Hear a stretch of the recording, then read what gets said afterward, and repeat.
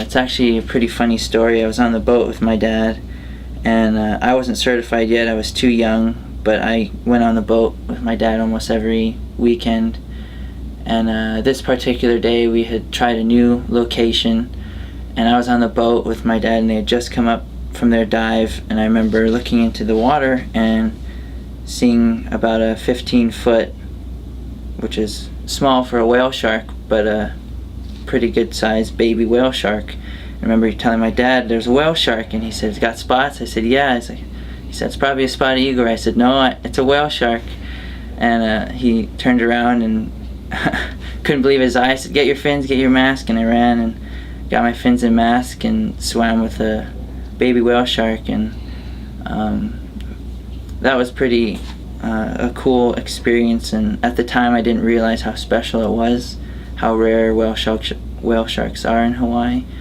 But as I got older, I realized how special it was and how it really wanted me to explore what else could be out there, not just in Hawaii, but in all the oceans around the world. As an undergrad, I've been privileged to be a part of a few studies, and I think the biggest one has been the one that I've been working on all summer.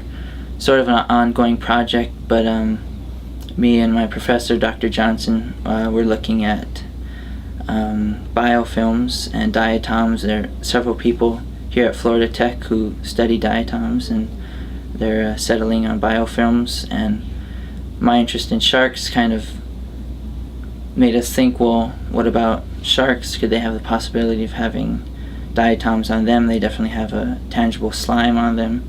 So I spent this summer scraping sharks and collecting slime and looking through the microscope to count and ID diatoms, and we ended up finding that there is a unique relationship between diatoms and sharks. I think the thing I'm most excited about is using everything I've learned here at Florida Tech and applying it to the things that I've seen at home.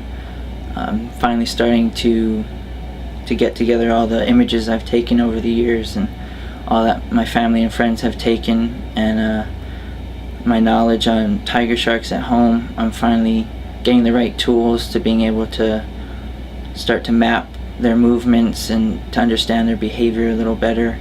And I'm excited to return home and to start my own research with tiger sharks, looking at their movements. And I know it's a big thing back home. There's always the fear of attacks, and there have been increasing attacks in the last few years. But there's so much we don't understand about tiger sharks and their movement and reproduction, and just knowing what I have found out, knowing what I can do, the possibilities are quite endless, and I'm excited to use what I've learned here and apply it to all the different ideas I have at home, and I think it'll be fun.